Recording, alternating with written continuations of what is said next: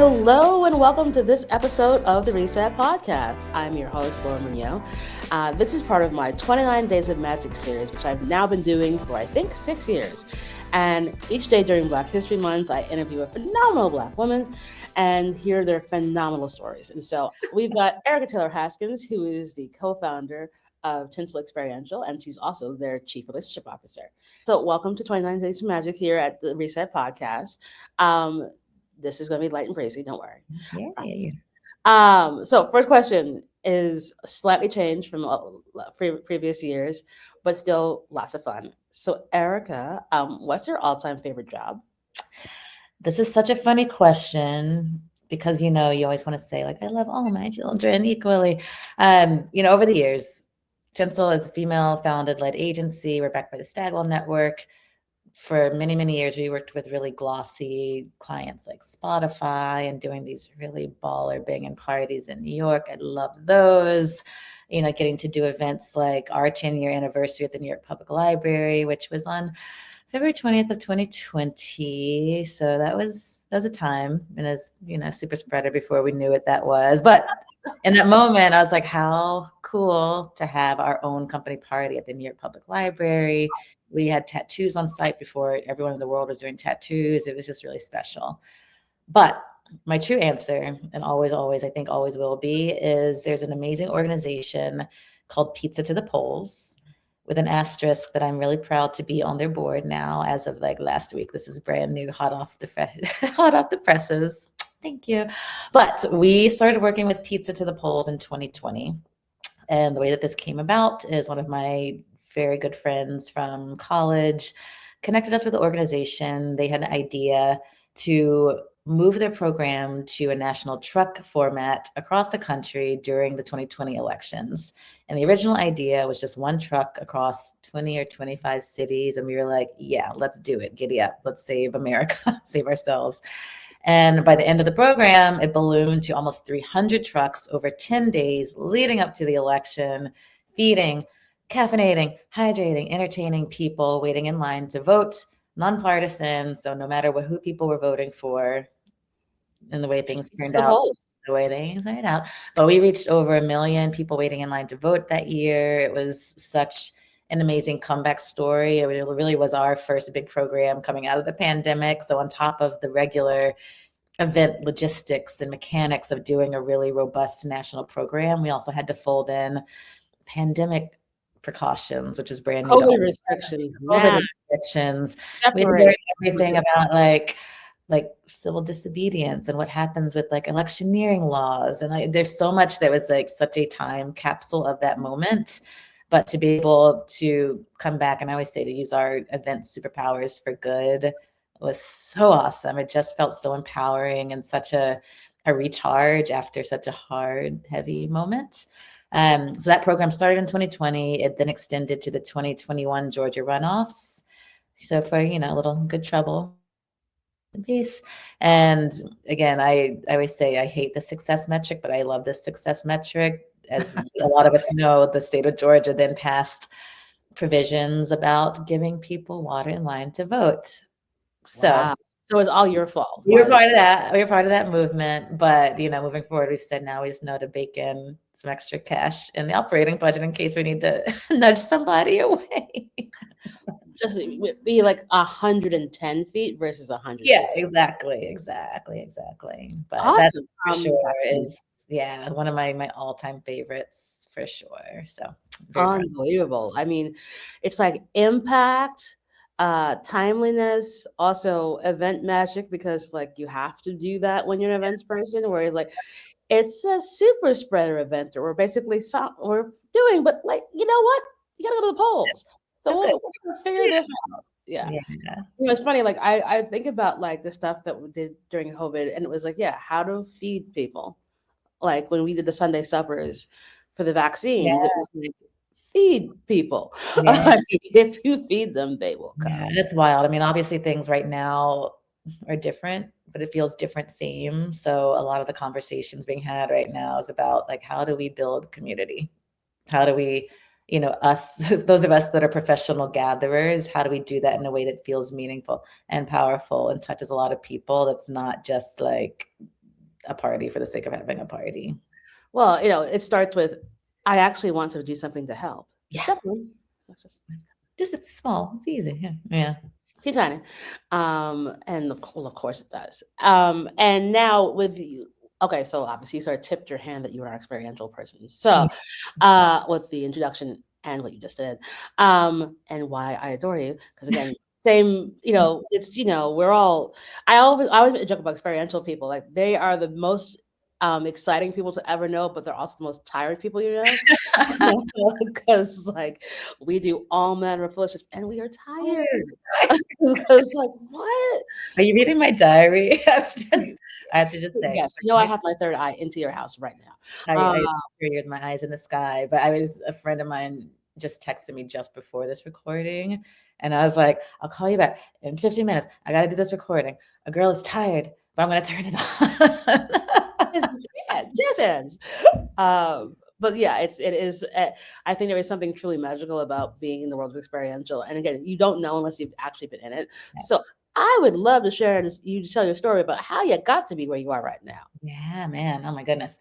So a million years ago, it seems 16 years ago, I was working in account management and biz dev at an ad agency here in New York City.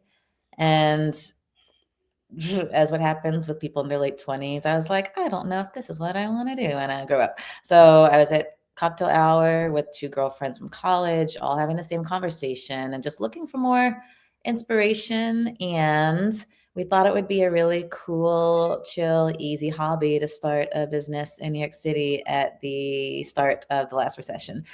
But Okay, yeah. Here's the thing. A good thing about starting a business, especially at that point in your life, is you don't know better. You don't know what to be afraid of. So we just If you really knew now, you'd be like, I would never have done whew, that. whew, the things I know now.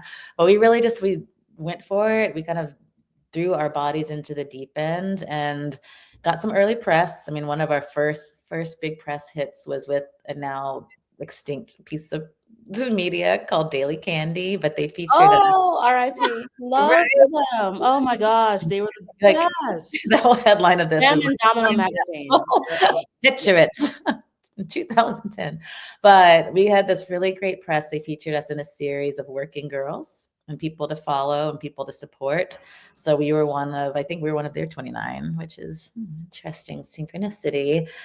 But in any case, our first corporate client was with a brand under L'Oreal. So even just learning like the procurement system, because what is that, was such Hey, have you ever been through hell? Yeah. true trial by fire. And, again, like learning, we have to pay quarterly corporate taxes. That's an interesting thing to know. And I wish someone had told me, okay, cool. We're learning as we go.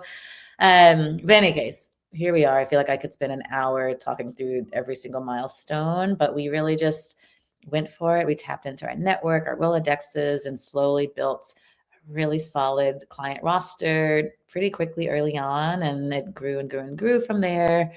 Around 2018, we got to an inflection point where, after doing it for 8 years or so, we were like, we have to do something big, scary, audacious. And it's either sunset the company or try to join a larger entity to supercharge what we're building here. We weren't quite ready to shut it down. So in a really auspicious time of fall 2019, we entered into conversations with a few different entities about what an M&A would look like, went through the due diligence process. I don't have to recap the whole saga because we all lived it. It's in our bones and our DNA forever. But again, fast forward through a whole life cycle. In 2023, we officially joined the Stagwell Network. So again, now we're one of 70 plus agencies within this family holding company, one of just a handful that do events and experiential. And what's been cool is it just really opened up our pool of prospects, of resources, of people that are in our ecosystem, which was part of the whole gig, right? Like we kind of were at a point where we're like, we've talked to everyone we can talk to. We have hit up everyone that could possibly give us a scope, an opportunity. So now being in this network, it's helped leveled us up. It's really helped us grow into the next iteration of who we are as a brand and a company. So now about a year and a half, 2 years in, 2.5 years, what is time? 2 years in, we're really getting in our groove and finding our footing, and just kind of looking at 7 levels ahead, what's next down the line. Awesome. And I think, and I'm glad you shared that, because I think sometimes folks don't understand when they hear the words acquire, join. Oh, what does that mean? Like you're selling a company out? I'm like, no, retire. Once again. Once again. But also the importance that like what that looks like. And I think, it's important again, as part of what I do 29 days, Yeah. for folks to understand that like, success in business looks like a lot of different things. And it doesn't always end up with you like owning a company for 50 years and being at the slog of all of doing that. But instead it's like, hey, listen, there's a holding company. We can be supercharged. We have literally talked to everyone that we can talk to. So we have to do that. And I think it's important for folks to understand what that looks like, as opposed to, hey, what does it mean? Why don't you own your company 100% anymore? Yeah, no, for sure. And again, I mean, there's so many intricacies of this, because often I tell people the story and they're like, oh, so you're not part of your company anymore. I'm like, no, I am so in there now. And it's new and different and great in a lot of ways, challenging in other ways. I mean, I say in transparency, having worked for nearly 14 years, being our own bosses, and now having tiers of bosses and people to report into and be accountable to, is a very different muscle to flex. So, there's a lot there. There's a lot there. It's always there, but I think it's just we want to show and demonstrate that like we can do a lot of different things a lot of different ways, and there is no one way to build. There's not only one way to be successful or to have tentacles everywhere, which I think, similarly when I went in-house, it's like, okay, well, different muscles have to be used here.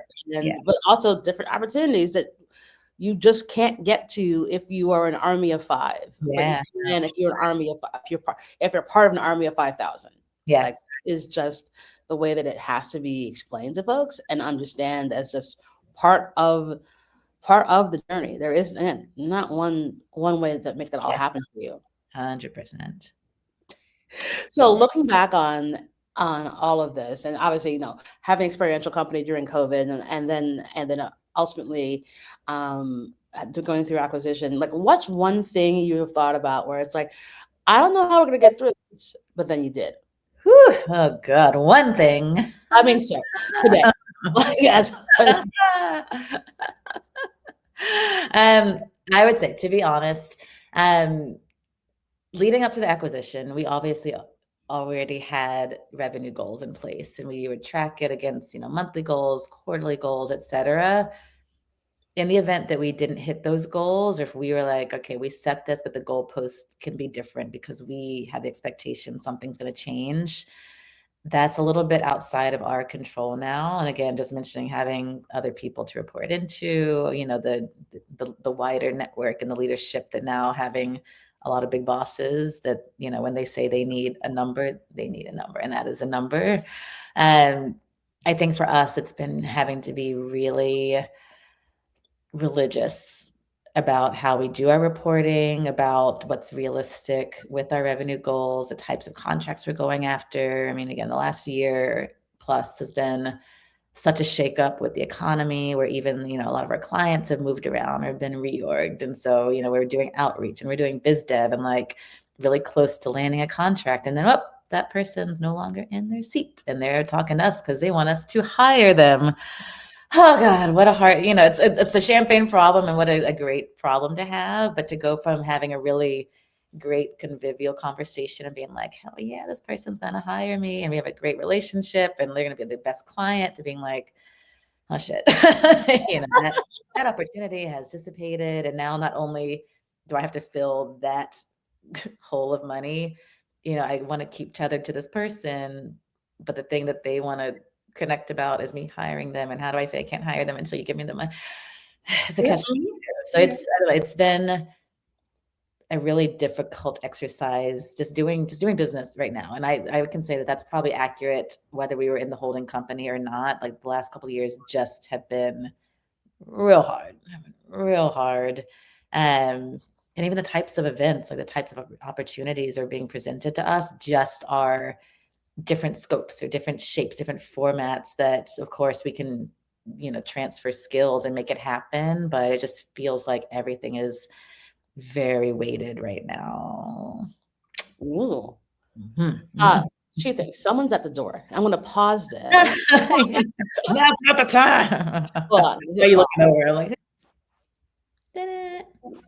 So, okay, I get that it's like weird and terrible and wacky and weird, but the thing I think is really unique about you is that you just know how to build community. How has that been a thing that you have sort of wrapped your arms around in this moment? Because I see some of your Instagram posts, I'm like, you go, Erica. Yes. Oh.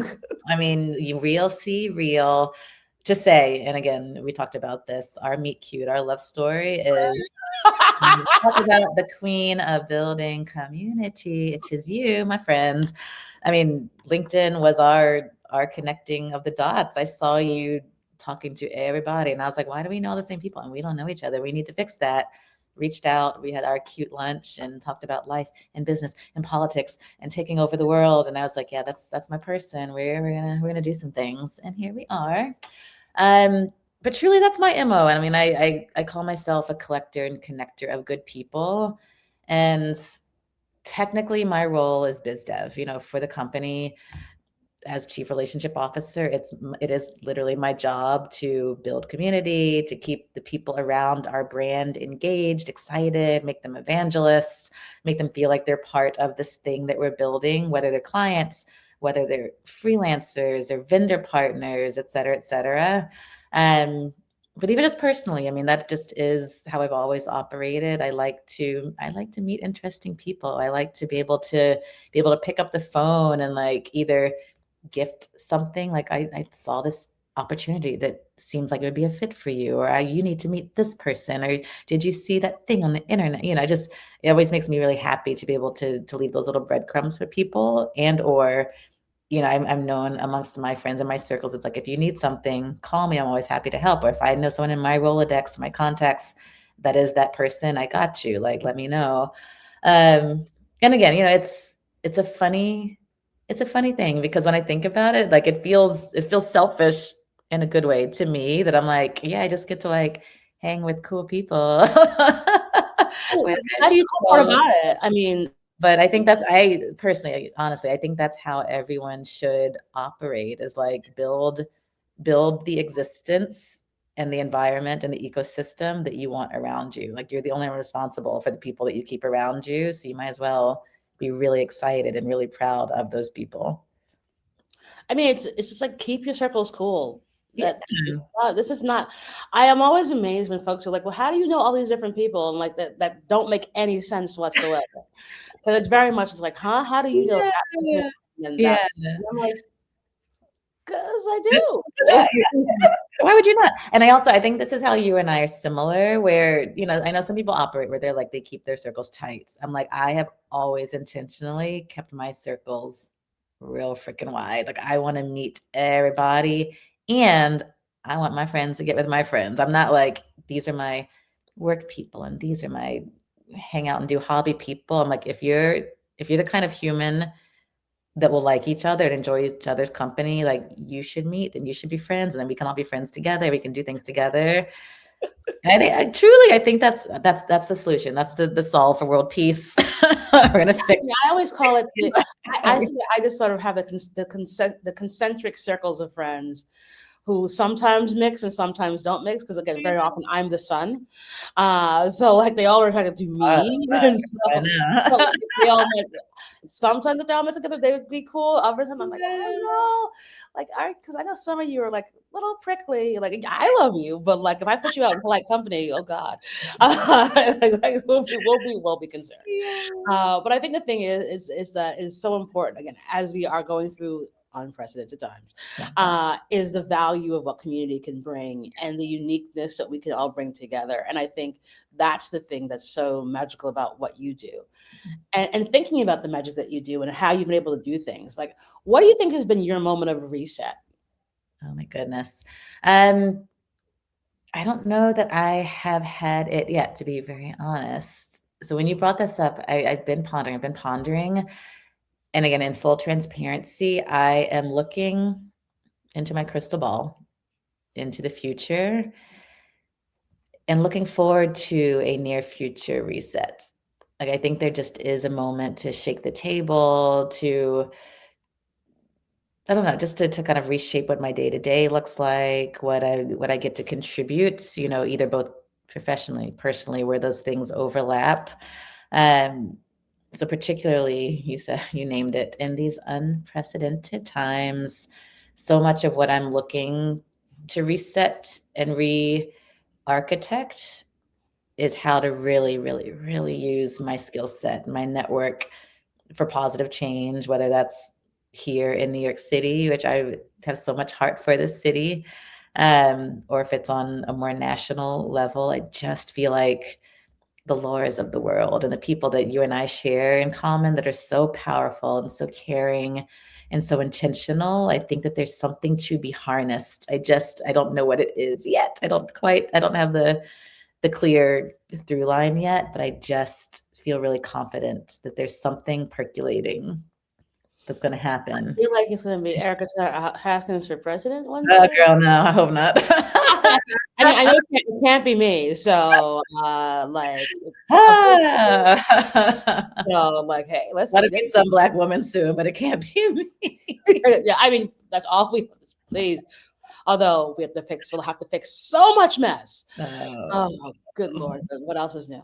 It is what it is. But no, I think that's a really thoughtful way of looking at it, because, and I reframed this question for this year, especially because I feel like we all are in this unique season of like, are we resetting? Are we recalibrating?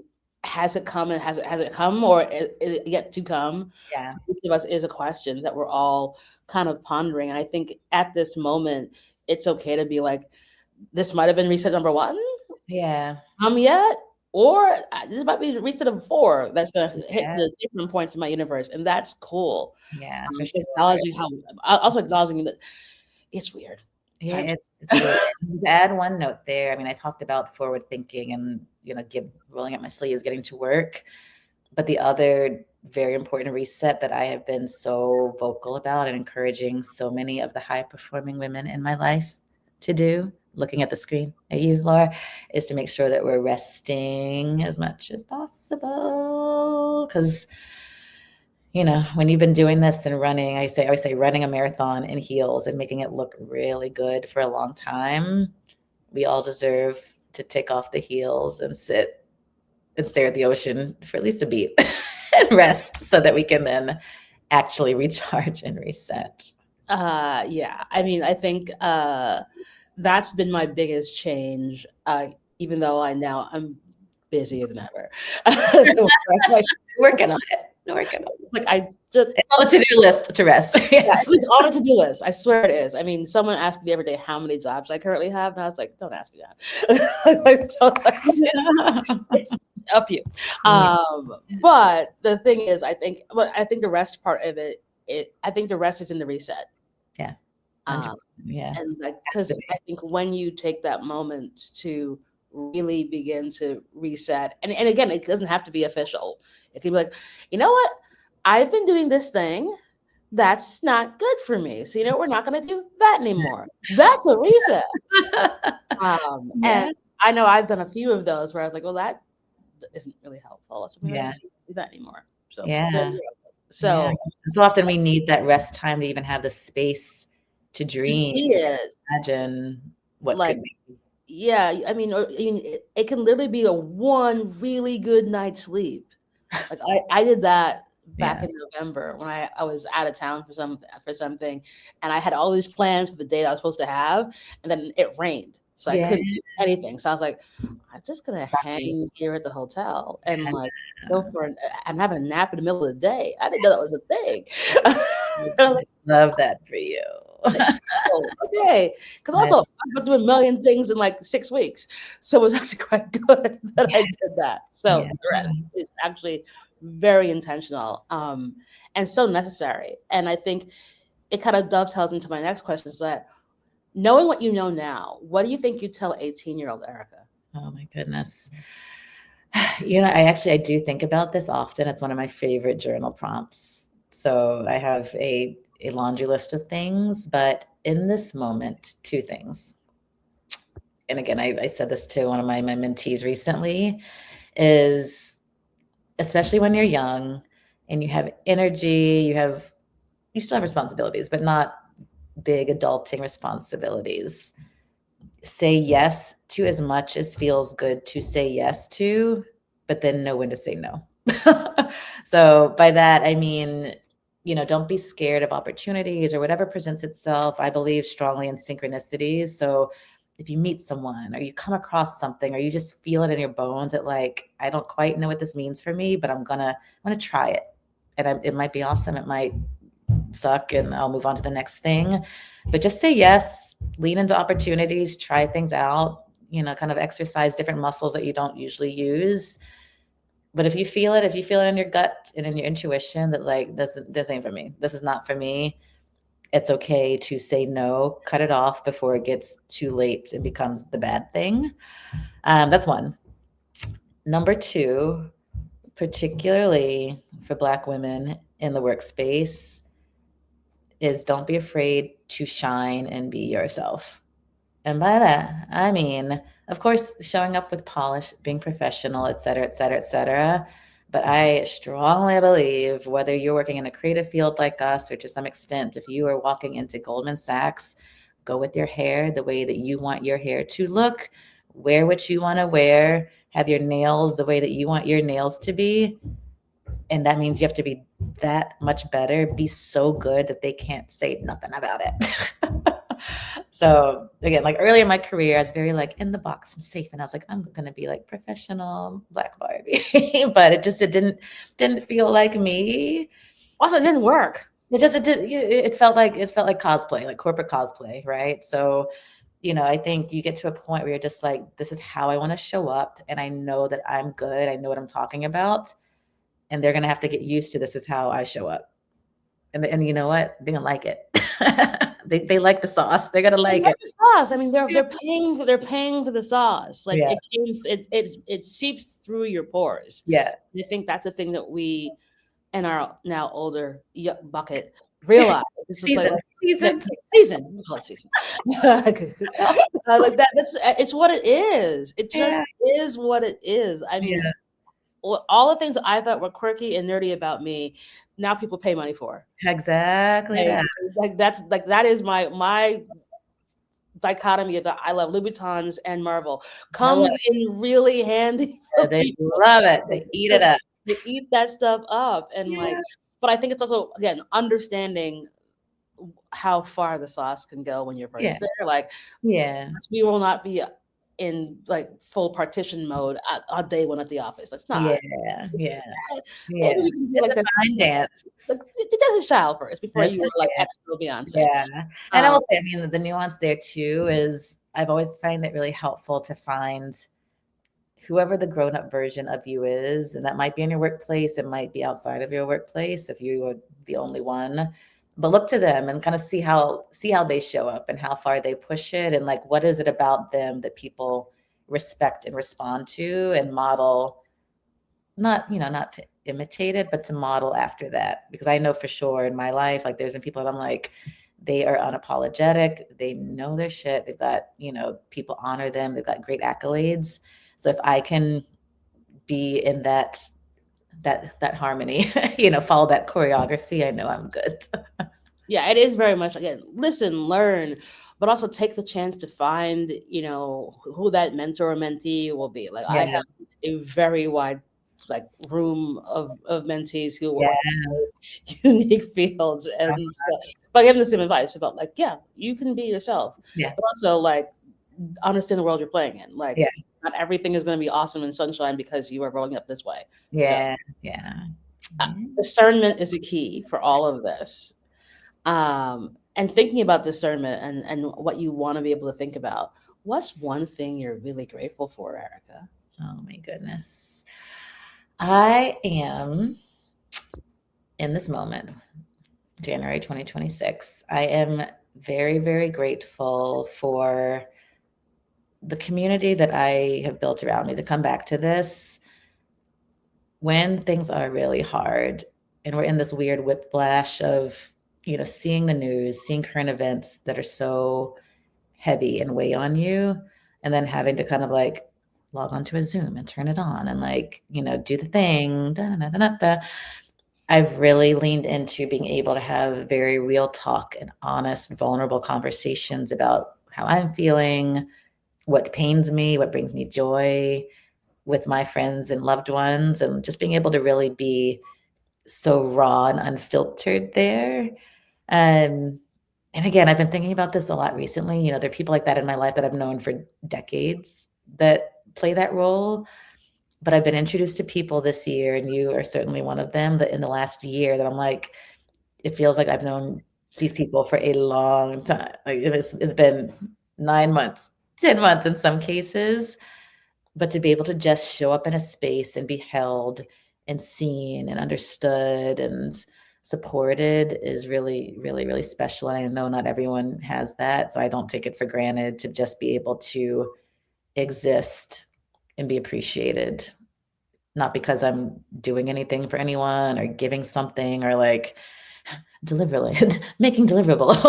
It's Not hitting all your goals and KPIs. Oh no. yeah, then KPIs okay. are not being done? No. Oh, okay. All right. If you say so. All right. Just metric just is to exist.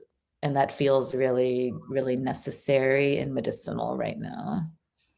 It does.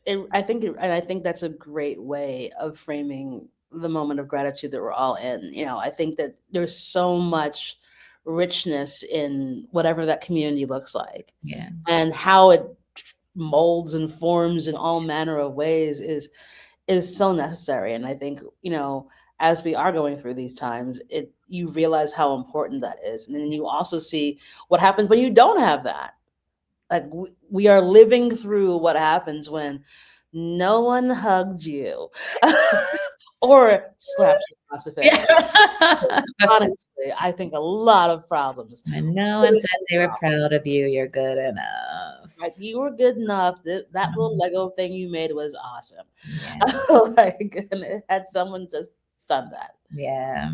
Lots of good things probably would have happened. Yeah. But even so, I think it's this moment of, yeah, all right, well, things are weird, but we're gonna get through it. Yeah. And then, the asterisk there, part of my community that I'm very proud of, speaking of being proud of little ones, is my son, who is about 1.5 years, and he's long awaited and very special. And I, again, find it to be an extremely important responsibility to raise a good man, because this world needs that. More good men that were held and told that they're nice and special and kind and to take care of other people. Yeah. That's it. It's not hard. It's all you need to do. It really is all you need to do. It's not hard. But apparently a lot of folks, it goes to the experience. It goes to the lived experience of like being a good person doesn't require a lot. It really doesn't. Like it starts with one little step, one little pebble. And even if you were a bad person, like I saw something recently with someone who was bad for a really long time and now is trying to do everything he possibly can to undo the damage. Yeah, doesn't have to be your identity and who you are. People can change, and you can accept people for change. You can also meet them where they are. Yeah. And I think, look, we've never been more connected as a society, and we've never been more disconnected as a society. In this, we are walking in dichotomy, and so you can make the choice to either be like, I know how I can connect to people, or I can just break all the chains that and just be out here as an army of one. Yeah. And I will say, I mean, something that I read, I always like to be like, I read in a book. It was on Instagram, but it was probably Instagram. I read in a novel. I got a lot of good advice on Instagram. Was, just the idea of treating everyone one of two ways: either like someone has lost their dog, or treat someone like it's their birthday. However that translates to you, but just being treating everyone that you interact with like they're either having a real bad day or they could have a really great day, and you have to be part of that. You're a character in the plot of this day. So how do you move the plot line? Are you going to be the person that like really rains on the parade and makes things awful? Or are you part of the birthday parade, you know? I like that. It was someone's birthday or they lost their dog. All right. Yeah. Got it. Just really softens, I don't know, just really softens the way you interact with people and go about the world. Yeah, I do the there's 1,000 stories on every street corner. Yeah. I love Um, it. and like, because someone was explaining to me, she met some very, very wealthy people. And she's like, I don't even know how that's possible. And I Yeah. was like, well, you have to understand that in New York, especially, if you're standing at a crosswalk, it's a Yeah. four-way crosswalk, left, right, up, down. There are 1,000 stories as to why people are standing at that exact moment right now. And Mhm. are Mhm. you going to choose to essentially smile and keep it moving, or be difficult? Yeah. Uh, because it can unlock all manner of things. So I Yeah. love that. All Yeah. right, so the last question for you, Lady Erica, is do you have a give and or an ask of the audience? Ooh. So this can be anything. So it can literally be give, here's a great book, ask, here's a good thing you should donate to. Anything. Mm. And you can do Mm. both. You can do both. Okay, I'll do both. I'll do both. Um, my give, as you know, I'm very active on LinkedIn, and I do love to connect with people to build my network, but I don't just connect with people out of the blue, because if someone says like, "How do you know this person?" I don't want to be like, "I don't actually know that person." So I do invite Me. people to. Well, no, because we had connecting points. I was like, we have so many friends in common. We do the same thing. We had a reason. We had a reason. But I said, I was like, and we have to meet for lunch that we actually are friends. See, there's a whole thing. There's an MO. But I do invite people to reach out and connect. And again, whether it's a quick Zoom conversation, if you want to swing through Brooklyn and have a coffee, we can do that. But again, however, we could just have a conversation to help do this and build community. My ask, I'm going to say, can I have two S? Come on, two S. Okay. Erica, yes. You have to ask. Come Go on. for All it. right. My first ask, as I mentioned, my company, Tinsel Experiential. We're in a big season of growth, so I am particularly interested in connecting with brand side decision makers who are exploring new partners for activations, campaigns, events, especially in the tech space, CPG, beauty.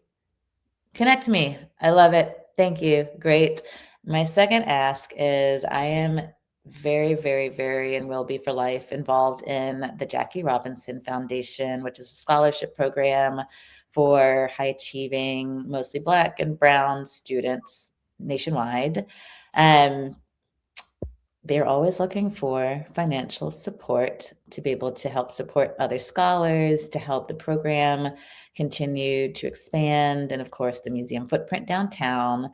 So, if anyone has the means and the interest, to please go to JackieRobinson.org and donate 42 in honor of our namesake, Jackie Robinson's jersey number 42. Thank you. That's it. That's it. Always a plug. Always a plug. We love a plug. And Foundation.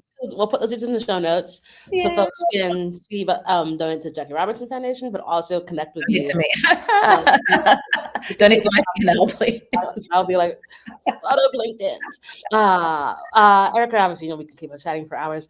And thank you so much. I'm so glad we got to have you on the podcast, especially for 29 Days of Magic, because you literally are like a walking mythical elf of goodness.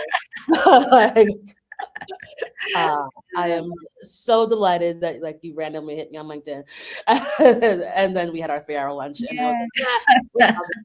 Okay. And for all the fun things that we have been able to build Yeah. in less than a year. Has it been a year? No, not our anniversary yet. It's not our friend-iversary. Not anniversary yet. Yeah. But it is part of the reason I decided to do 29 and did this year as well, was because you reminded me. I was like, oh, yeah. It's time. But more importantly, it's just that we just have to keep sharing our stories, and again, showing all the roads and pathways that we can take to being how awesome we can be. So Yeah. I am eminently grateful for you. So thanks for being on the podcast, my friend. That's my honor. Thank you so much. I love you and I honor you. I'm grateful for you. I tell you all the time, you're one of my favorite people I've ever met. So I'm always here. I'm always grateful to be at the table with you. Why, thank you, my At friend. the bar with you. At the table. This is awesome. And that's our show.